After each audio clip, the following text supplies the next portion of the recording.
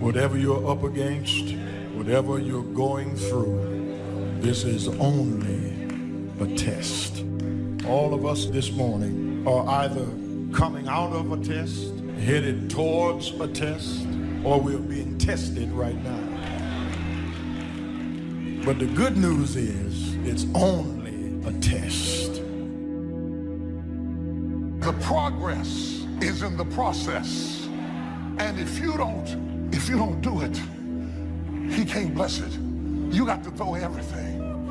The misnomer is you have grossly underestimated what it takes to succeed. Want to be a doctor? Work that thing. Time is short. What is your life? It's even a vapor that appeareth for a little time and then vanisheth away. The saddest thing I have ever seen is a wasted opportunity. I've seen people misunderstand the opportunity, pollute it with arrogance or self-aggrandizement, and lose the opportunity. You may not understand why it's taken so long, why it hasn't turned out the way you thought, why you're in a lonely season, but everything you've been through was to strengthen you, to develop you, to prepare you. God wouldn't have allowed it if it wasn't part of the process. Without it, you couldn't give birth to what's in you. Keep passing the test. Keep doing the right thing, then your time is coming. Your baby is on the way. What God promised, he will bring to pass. Listen to me. You have been given an opportunity. You have been given an opportunity of a lifetime. And if you think you're going to blow up, if you think you're going to get to the next level by luck, you got another thing coming. You're not going to go through life and get everything you want all the time. And you need to learn to be happy anyway. You need to trust God. If that's what God wants you to get, then he'll get it to you. And if it's not coming to you right now, then just be a happy camper anyway. Opportunity comes in chaos. A chance to stand up. A chance to get it right. A chance to make a U-turn. It may not be for everybody. It is how you perceive the chaos, whether you determine it to be opposition or opportunity. The process, the little steps that make a mile. It is not the destination. It is the things you learn along the way. It is the people who beguiled you and tricked you that make you wiser. Wisdom is made out of the stupid things you did before you got it. Don't miss it. That process is invaluable to you getting there. Does that mean that you have to be my age before you get there? Absolutely not. But it does mean that you don't go from thinking a thought to producing an idea without pain. The gestation period is critical. Gestation creates formation. By not being prepared, you make the choice of getting caught in some of life's unpleasant circumstances, failures, personal losses. By not being prepared, it's your choice. Now here's the other side of it. By being prepared, you increase your chances of success. Some people tend to blame others for their mistakes. Concentrate on the work at hand and demand of yourself the discipline to stay focused. If you have a long list of things to get done within a day, do the toughest ones while your concentration is at its peak. Learn your body's rhythms and do the jobs that need the most concentration when you're able to do them best. Use your discipline to keep your mind in line. When you recognize the need to concentrate more, when you recognize this need, it will come easier and easier. Focused concentration can become a habit. Make your mind pay attention. Discipline yourself to be where you are. Work at work and play at play. Don't mix the two. I know people do things that hurt you. Everything is not fair, and everything is not just, and everything's not right. And sometimes you've done the very best, and you don't get selected, and you don't get the opportunity, and you haven't gotten recognized. You cannot afford to get bitter, because if you get bitter, you will never get better. You got to get that out of you. If you got to cough it up, if you got to throw it up, if you got to pray it up, you got to get it out of you. There's a curse on it. There's a curse. You got to get it out. Get it out. Get it out. Get it out. Get it out. He left you. He cheated on you, but get it out. Get it out of you. Get it out of you. So you go ahead. When you look at over 33 million people have lost their job, this is unprecedented. There's trauma that's going on all across the country. It affects all of us. There are things that we can do and things that we must do to pick ourselves up. Success is not final, and failure is not fatal.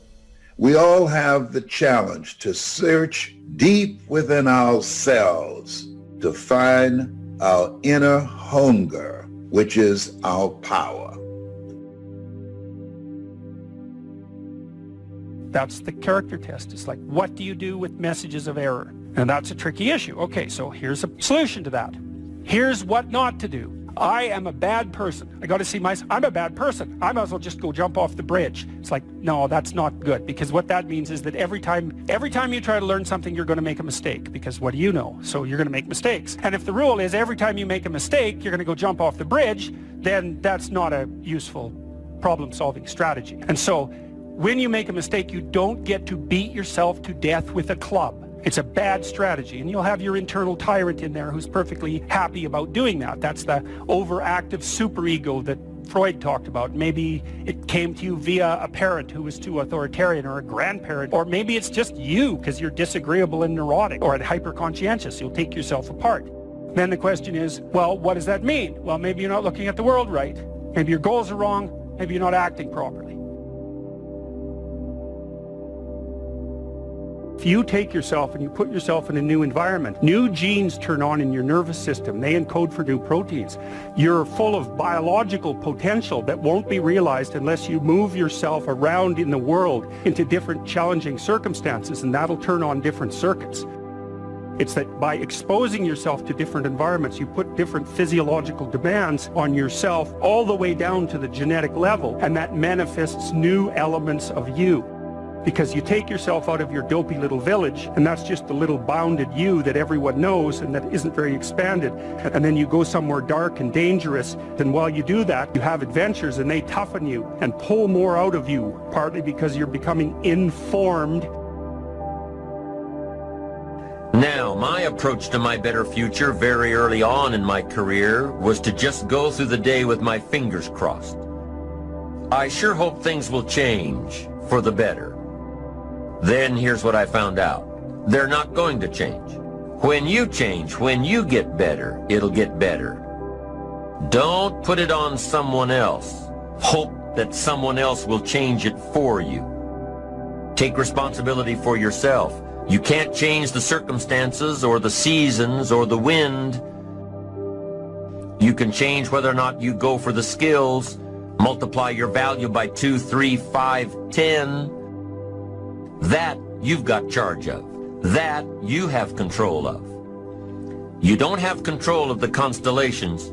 Learn some new skills. You have control over that. And if you don't, that's your fault.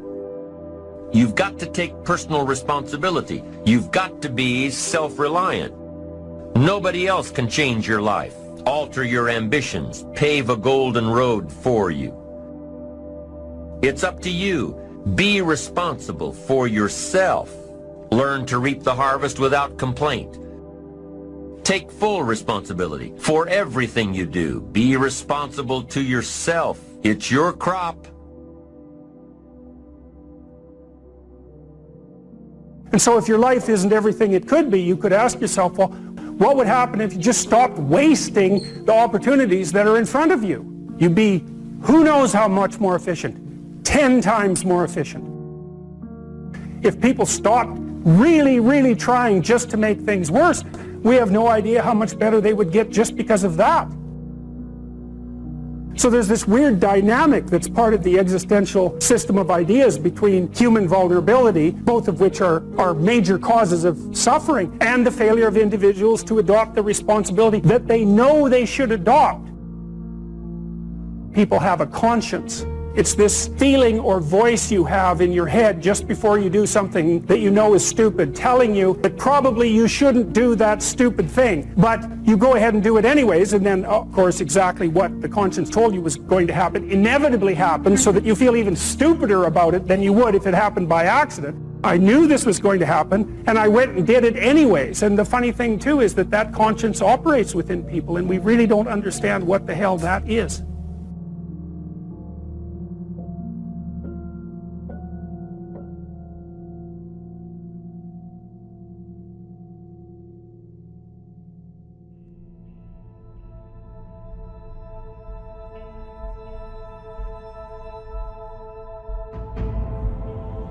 A good list that I put together, inspired by a couple of others and my own contribution, and I'd like to share this list with you. First, learning the power of purpose. A person who has purpose in their life, they have something to go for, some meaning.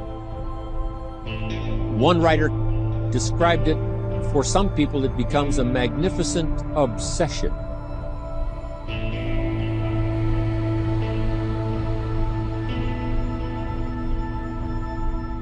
And for you and I, maybe it doesn't need to be that dramatic as a magnificent obsession.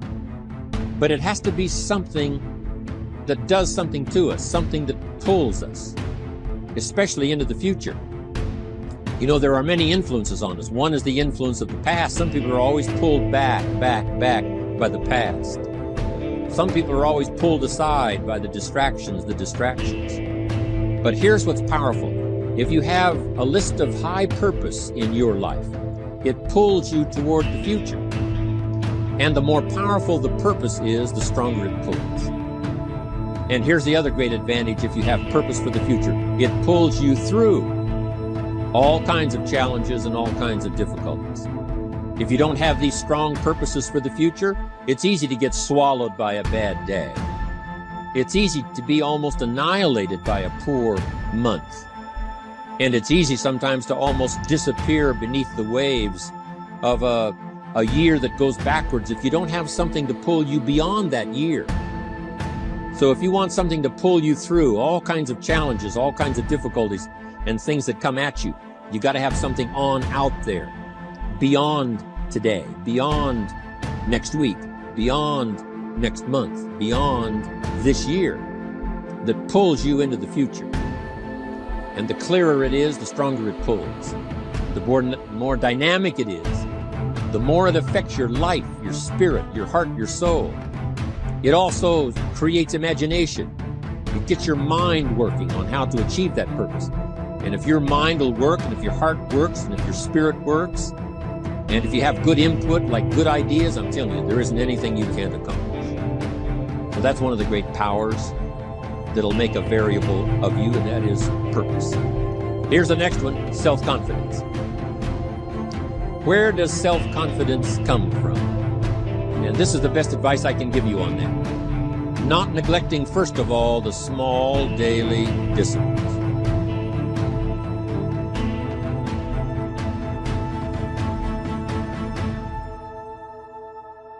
Self-confidence really comes from feeling good about yourself. And one of the best ways to feel good about yourself is at the end of the day to know that you poured it on. You did your best. If you conducted a meeting, you did the best you could. If you made a phone call, it was the best phone call you could possibly make. If you wrote a letter, it wasn't a casual letter, it was your best letter. At the end of those kind of days, when you feel good about yourself, self-confidence starts to rise. You know that if you can have this kind of a good day, you can have another one the next day, and those days become the weeks become the months, and the month becomes a powerful year. Self-confidence comes from the lack of neglect. If you will not neglect to do the small daily disciplines, that's where self-confidence comes from. Part of good health is self-confidence. I know I'm going to be healthy. I eat the apple a day. I walk around the block. I do the jogging on the beach. At the end of the day, when you've really poured it on and you've done all the stuff, self-confidence grows. That self-confidence affects your health. It affects your future. It affects your psyche. So this is true. One of the great powers is self-confidence. Self-confidence means willingness to do whatever it takes to achieve. Some people say, well, I'll do it for a little while and see what happens. You know, I'll try a couple of things. If that doesn't work, I'm out of here. And all of us know that that kind of person doesn't have much of a future. But if you're willing to do whatever it takes, if I have to learn a couple of things, I will learn those things. If I got to learn 5 or 6 things, I'll learn all 6. If I have to take an extra class, I'll take an extra class. If I've got to read the books, I'll read the books. If I have to consult with people who know more than I know, I will do the necessary consulting. Whatever it takes, I will do. That starts to develop unbelievable self-confidence.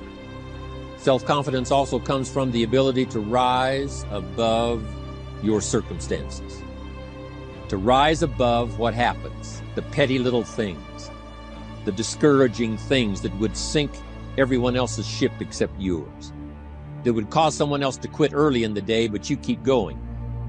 That kind of willingness to overcome all circumstances, whether it's the little challenges or the big challenges. If you're willing to do that, I promise you, this kind of power will work for you, and in you, the variable, it'll make a difference. The third on the list I had was enthusiasm.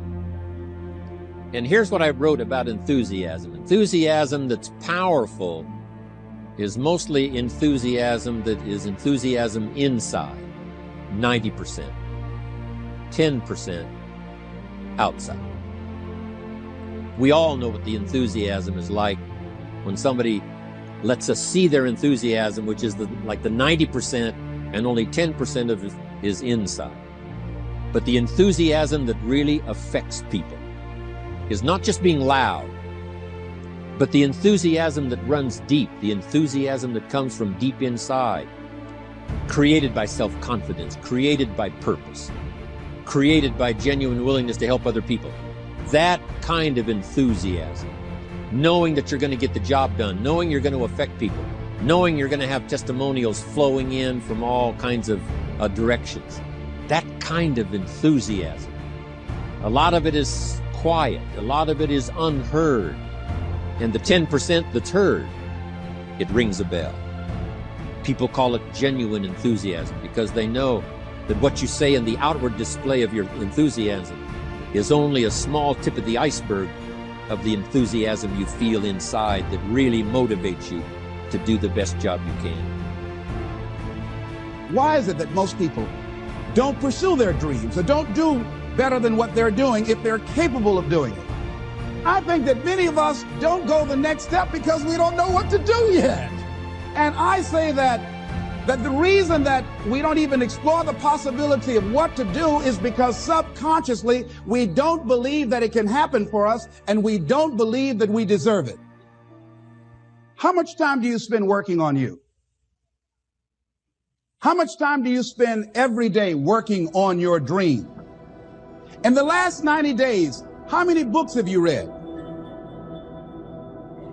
In the last year, what new skill or knowledge have you acquired? What kind of investment have you made in you?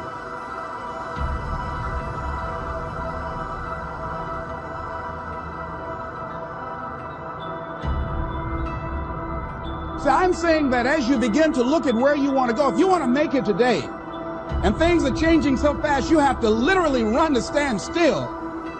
I'm saying that you've got to make some conscious effort to begin to work to develop you. Here's something else. Most people are not living their dreams because of fear, ladies and gentlemen.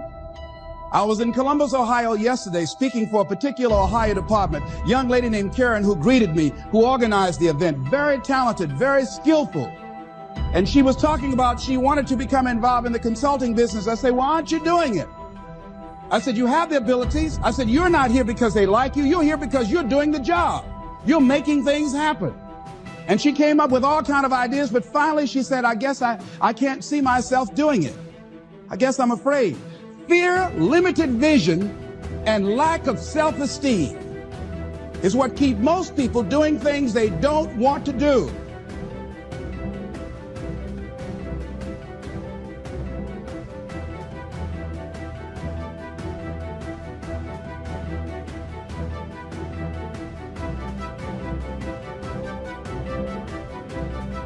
I flew from Columbus, Ohio to Denver, Colorado to a major communications company. And the person that picked me up at the airport told me about the fact that the company was planning on having a major downsizing. And they offered some of the employees there an early retirement, and some of them will earn as much as $300,000. And they said, this is the last time that you can take this offer. If you don't do it, when we have the downsizing, you might be among those who will lose their jobs, and all you will get is your severance pay. And only 50% of the people who were eligible to take the $300,000 took it. The others were afraid to take a chance on themselves. The others couldn't see themselves beyond that company. They couldn't see life after that company. The same reason that people stay in relationships where they're abused or they're unhappy or it's unfulfilling. They can't see themselves beyond that relationship. They can't see themselves enjoying life without that person. They think that this is all that they can do. The same reason that people get stuck at a certain level in life. They can't see things being better for them. And they think that this is it and this is all they deserve. This is all they've ever seen. It's been passed on to them. And they think that this is it for them.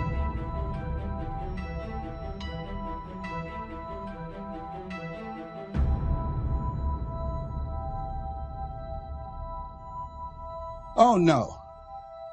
I was looking what Dr. Blanton, Smiley Blanton, who is a colleague of Dr. Norman Vincent Peale, what he said about fear. He said, fear is the most subtle and destructive of all human diseases. Ladies and gentlemen, fear kills dreams. Fear kills hope. Fear put people in the hospital. Fear can age you. Fear, ladies and gentlemen, can hold you back from doing something that you know within yourself that you're capable of doing, but it will paralyze you. And it seemed like you're in a hypnotic spell. And I ask you a question, what is the benefit? What's the benefit of allowing fear to hold you back?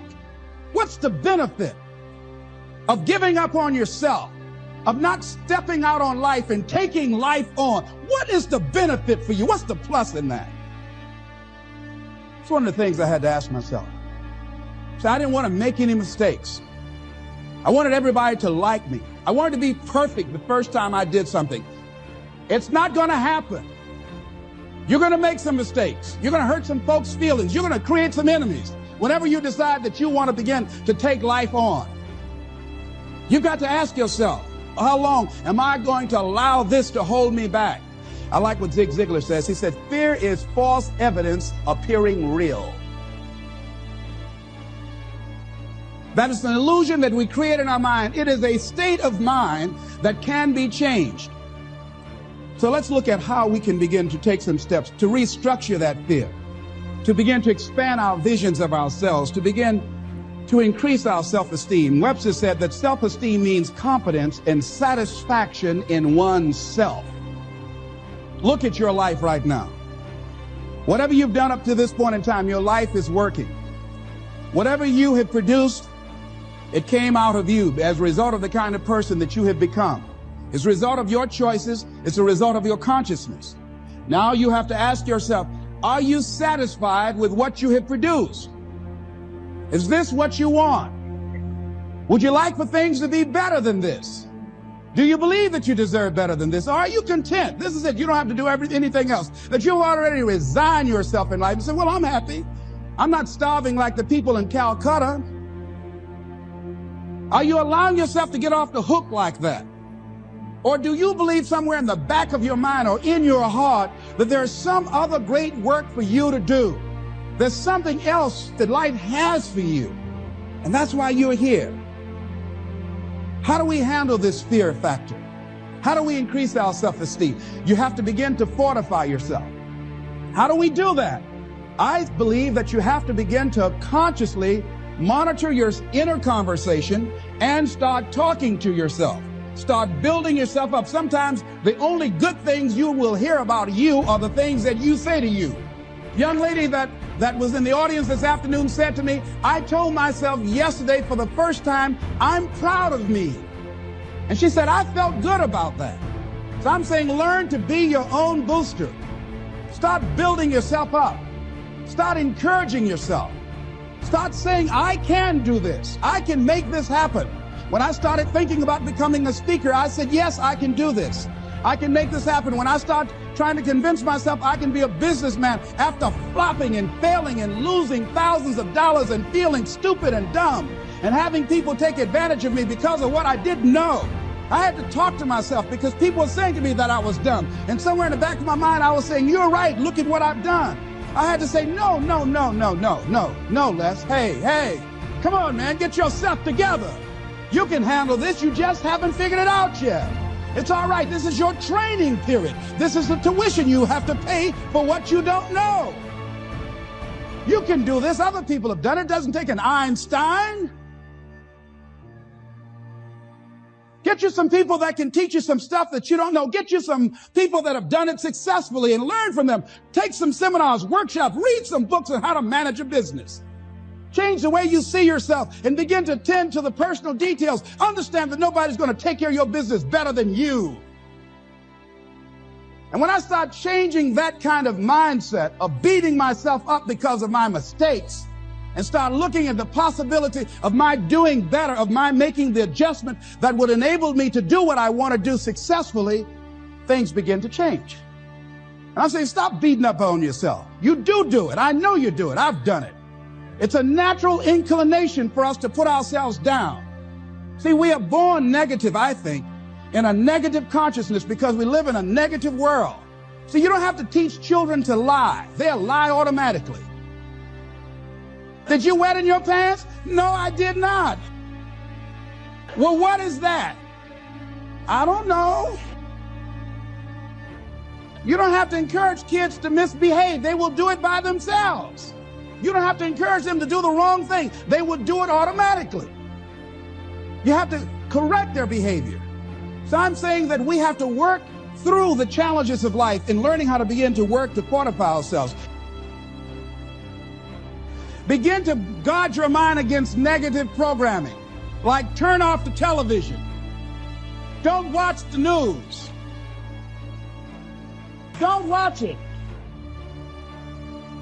I think that more people have a sense of hopelessness and anxiety about life. If you look at the news, you cannot feel good looking at the news.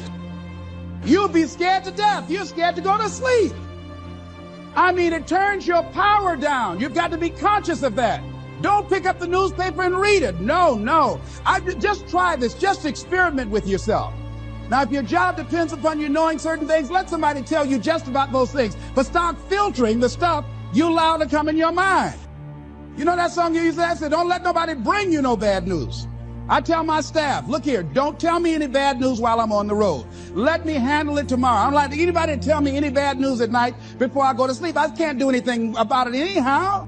Why let me go to sleep with that on my consciousness? No, and my staff, they know that. Say, let it wait till tomorrow. And I have a period of time. Tell me bad news between 10 o'clock and 12 noon. After I prayed and meditated and read my books, I'm fortified, I'm ready to handle it. I deal with it and I'm out of there and I'm going on to something else. So you've got to guard the kinds of things that you put in your mind. See, if you don't program your mind will be programmed because human beings are goal-oriented. That's why we die of broken hearts early. That's why we're running through life to early graves. We're going through life, ladies and gentlemen. And I think that Henry David Thoreau said that most men live in quiet desperation. Most of us go through life running scared. Larry DeAngie, who I think is going to be one of the greatest motivational speakers around today, told me a story, a true story of a friend of his, that every day when he came home from school, when he would get to a certain block in his neighborhood, there was a neighborhood dog that would chase him. And that dog would start after him barking. Boy, he would run, just running from that dog every day. Finally, he just got tired of that dog chasing him every day. He said, this dog come around here today, I'm going to take a brick or something and bust him in the head. So he was walking home that day, minding his own business. Sure enough, same area, there was that dog there. And the dog started barking, he started running, he saw a brick and he stopped and picked up the brick and turned around, and the dog got close to him. He realized the dog didn't have any teeth. He said he put the brick down and said, "Get on out of my way." And ladies and gentlemen, all our lives, many of us go through life running from things that ain't got no teeth to do us any harm. Haven't you been afraid to do something and then after you did it, you say, "Whoa, if I'd known it was this easy, I would have done it before"? Haven't you ever had that experience? Raise your hand. Absolutely. So we created this in our minds, false evidence appearing real. We made it real in our minds. That's why Churchill said there's nothing to fear but fear itself. That's the destructive monster. So turn off things that can contribute to your fear. Turn a deaf ear to people that all they can do is talk about how negative things are because they have bought into the consciousness of the world. Start attending workshops, seminars, listening to tapes on a daily basis to begin to recondition your mind, to retrain your thinking. Faith comes by what? Hearing and hearing and hearing. Listen to things that can empower you, that can enable you to create a new reality for yourself, in a new life for yourself. You might appear to be strange around most people. You know, most people think you're strange if you're happy today. People say, "How you doing?" I said, "Better than good." Whoa, what's wrong with him? Just go around smiling and watch people. Look at, is this a weird guy over here? Because most people don't smile. Watch them. Look at their faces in the morning. Here we go, another Monday morning. How you doing? Haven't had my coffee yet. Don't ask me. See, these people have not found their purpose in life. That's why they're grumpy. That's why they're miserable. That's why they're so negative. They're hurting and they want to hurt other people. So start practicing using programs for your mind. Seminars, books, workshops. Keep a journal. Record your thoughts. What's happening with you? Every day when you get up, have a journal near you. I use a Jack Boland journal so that I can write down my ideas. I keep it by my bed so I can write down my thoughts. See, ladies and gentlemen, we get 3 to 4 thoughts a year that if we would act on those thoughts, they could change our life. Don't say, "Well, I'll remember that." No, write that thought down. I got a thought today I wrote down. A friend of mine is in the hospital. His morale is low. They're talking about amputating his foot. He's got to feel very bad. So I said, you know, not only am I going to see him, but I can't be there with him all the time. I said, I'm going to create a tape for him that he can listen to that will heighten his level of morale. We told him the other night, don't go to surgery. You are depressed. Your energy level is down. No, tell him not now. Don't do it now. In fact, most doctors who have any sense of awareness don't perform surgery on patients that are in a state of fear, that don't think they will make it. They wait till they're in a different state of mind. So I said, what about making tapes for people that are facing physical challenges? I said, that's a good idea.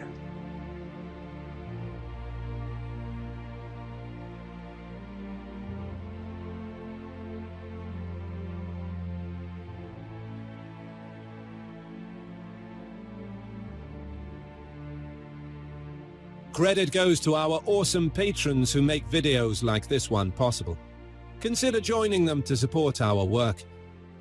You can also support us by subscribing to our channel and clicking the bell button to get notified when our new videos are released. And as always, thank you for watching.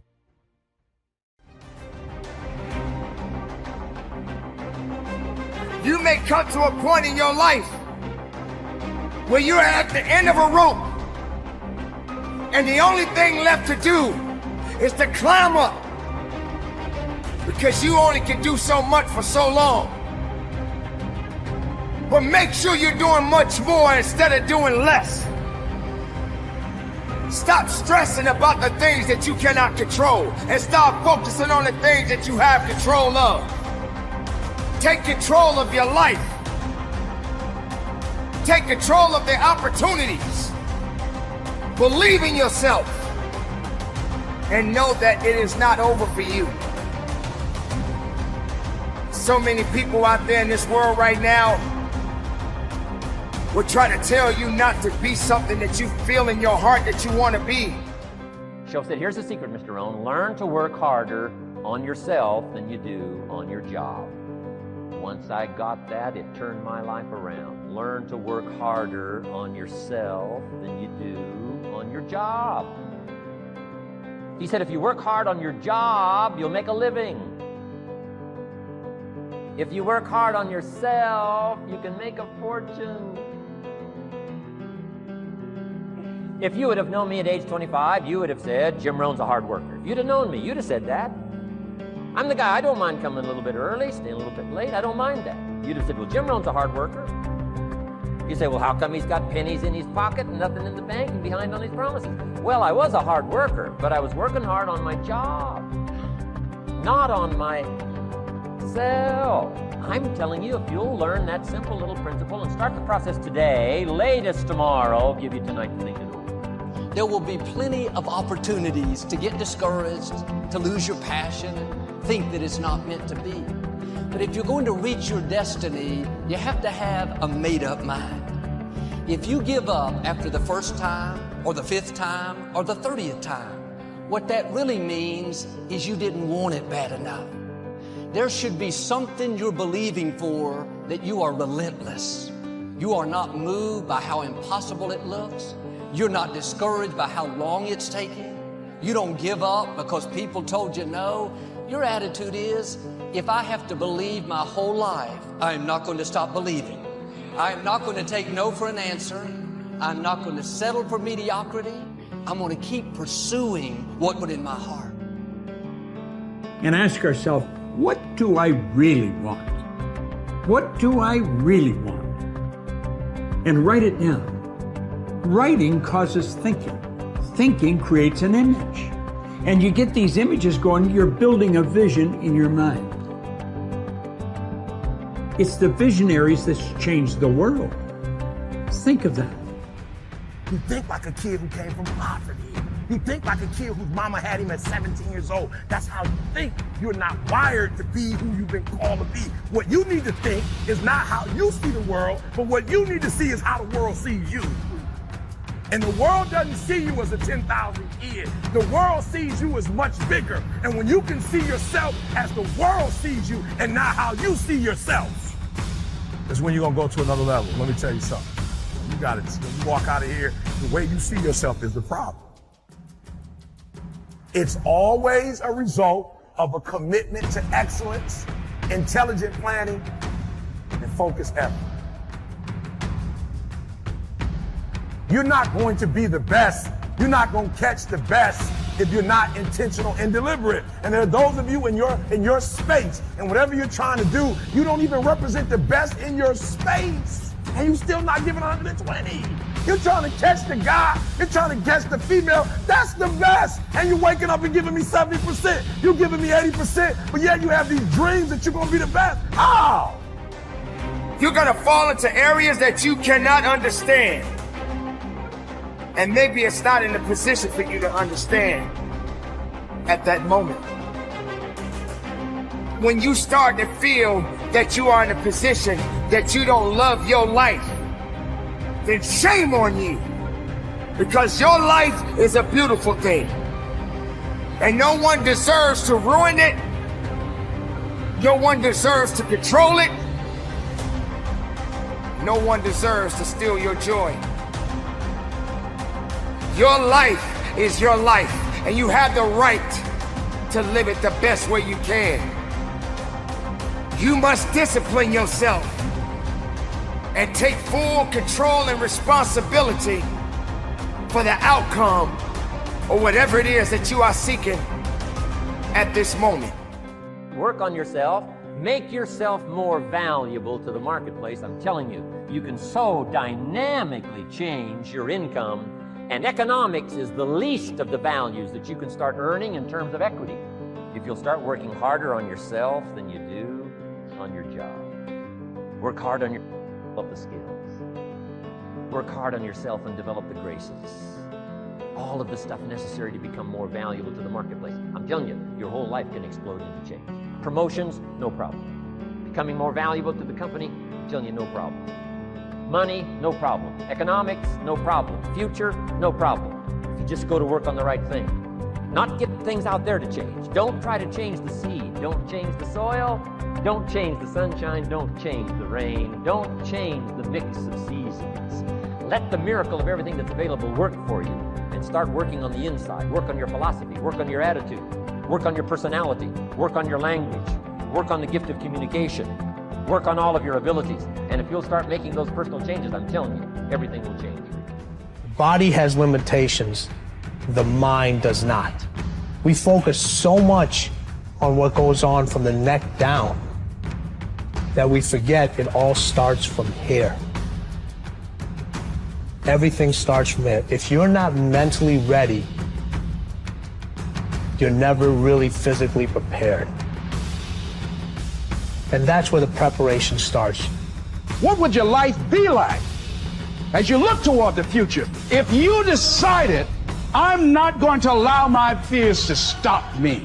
And I'm saying to you, whatever you got to do it, because if you don't, life is going to whoop you until you surrender.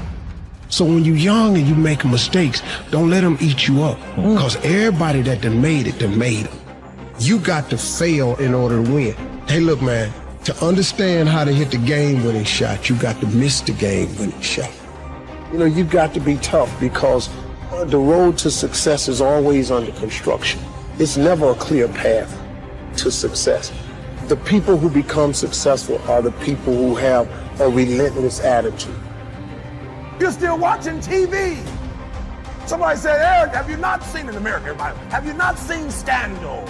You must watch Scandal. It's the best sitcom ever. Have you not seen Scandal? I said, it's a scandal. I'm not watching it. It's a scandal. I'm not watching it. Come on at 10 o'clock at night.